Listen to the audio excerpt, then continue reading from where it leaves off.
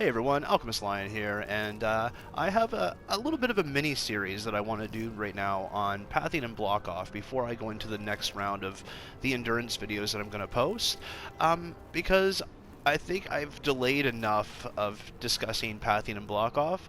I know that a lot of people have noticed some of the things that I'm doing, and they're a little different than what's currently being done in the community, and I just want to share the observations and things that I've discovered that could help amplify what we already know about block off, thanks to a lot of the YouTubers before who've kind of gone through and discovered all the aspects that we're using currently. But like everything in this game, there's constantly new things that we're learning about it, and our knowledge is constantly expanding on what you can get away with and what you can do.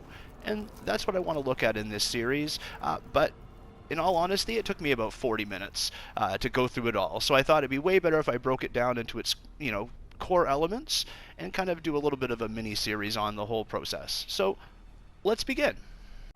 So the first step in that is determining where exactly they're spawning in from.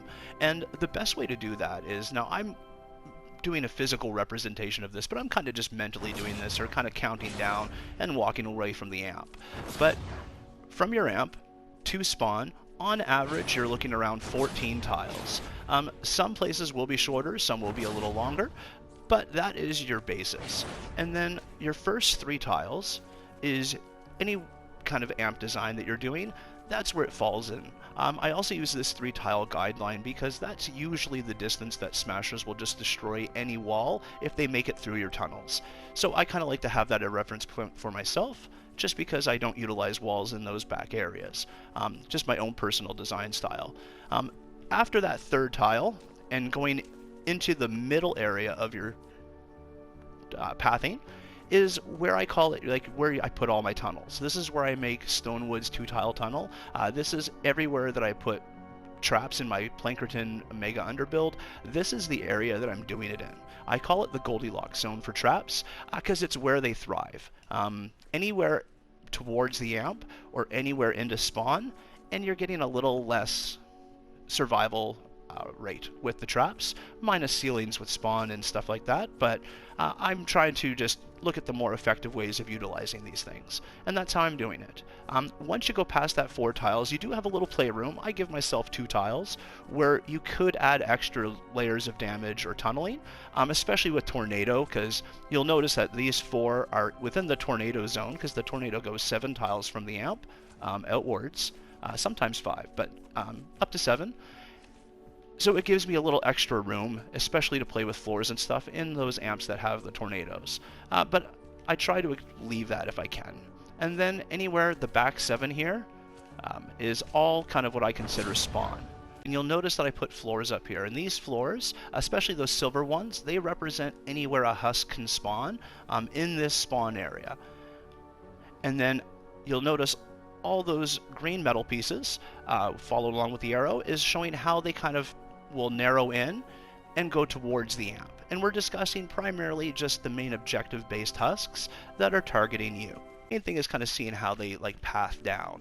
And you'll notice that I have like a range of 7 tiles. And that is really, and we'll take a look at the front by the amp here, this is really where all the objective-based husks are going to path. They're not going to stray beyond this realm. I do have red brick here, and this represents 2 different things. Areas you want to keep an eye out, especially going all the way down to spawn, where your assassin husks can go, and we'll cover assassin husks at a different video. But it's also where you can navigate these objective-based husks to maneuver them into areas that they might not normally want to walk. That being said, the further out you go from the center, especially into this red zone, the harder and the more block off you're going to have to utilize to be able to get that done. But this is your main area. You have 7 tiles where they're going to be pathing, and the rest all really depends on terrain. Now, I won't go into it too much here, but to go to this next piece, we kind of got to know this. So the basis of our block off, or the basis of block off, is using our structures to create points of conflict with the husks where they are no longer able to maneuver in that path. Now, the general rule that has been kind of discovered by the community with people like Kirby and David Dean. They really kind of pioneered all this, but you kind of need 3 or 4 pieces to make a husk move 1 tile, and that was a general rule, and everything's kind of general. All this, it's all just an overview, an approximation, because as I said, the terrain matters, and the reason why is because the terrain also counts as block off, and that will determine how the husks maneuver naturally through the course of this as they spawn in, especially when there's no builds. It's always good to find out where that point 0 is, because they're not going to perfectly follow this funnel down because of the rocks, the cliffs, the trees, as well as your traps and everything else that you start putting into play. But again, at the very basic level, the main thing is the terrain, these objects around the ground, which I recommend trying not to break because they are unreplaceable. You can break them when you're running an endurance and then collect the stuff from them and then do it all over again. But if you break them outside of an endurance, they never come back and you just lose them. But the terrain matters. Husks like the easiest path possible. They're creatures of my own heart. They take the path of least resistance. So, for example, if they have a choice between going up this 3-tile high ramp and then dropping 2 tiles, or taking this flat route and just walking up this nice little 1 tile, they're going to pick this path first. They will not go this route, or they might go this route if that path was over a few tiles. And that's where it is. It's kind of like a balance. They kind of evaluate the amount of tiles of problematic issues each path, and then they take the one that's the easiest for them. And that's kind of what they do. So in this regard, when you look at the spawns and how spread out they are, the ones over here, they would path in and then obviously try to take the quickest route, which would probably be this path. With this not blocked, these paths become really less likely to be utilized unless you start really heavily trapping, and then you kind of just got to balance it a little bit to really negate whatever extra things they're seeing here. The ones on this side, however, you'll notice, they would have a better tendency to, follow this route and then go up this way, because traveling a few extra tiles to go the route that these guys are going is way more tedious than just walking straight ahead and going this way. Keeping in mind that all the natural pathing husks, they're going to want to stay within this 7-tile range, so 3 tiles on either side of the amp. So you kind of got a good basis of where they're going to go. And to really solidify them not going up places, you can do things in the areas that you really don't want them to travel to make that happen. But those are things we're going to cover at this point. It's just the main thing is knowing that the terrain matters. Cliffs count as block off, and they will help navigate husks where you want them to go.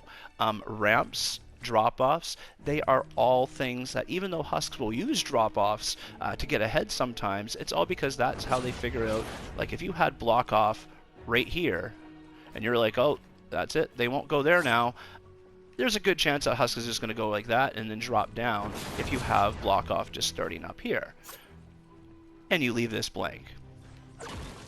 So just keeping an eye out, all the elevations, kind of understanding and looking at the terrain, looking at where they would path, looking at the options they have available to them, and knowing how they operate is the principles of what we're going to be taking a look at in these next few videos. And that's the video today. Thank you so much for watching. I hope this information is helpful. This one's really just the basics. We're going to get into a lot more information. It just, there's a lot to cover, a lot of details, and I don't necessarily want them all in the one mega video. I find they're going to be better individuals. So stick around for more. Thanks so much for watching. Hope you enjoy. Have yourself a great day. I'll catch you around.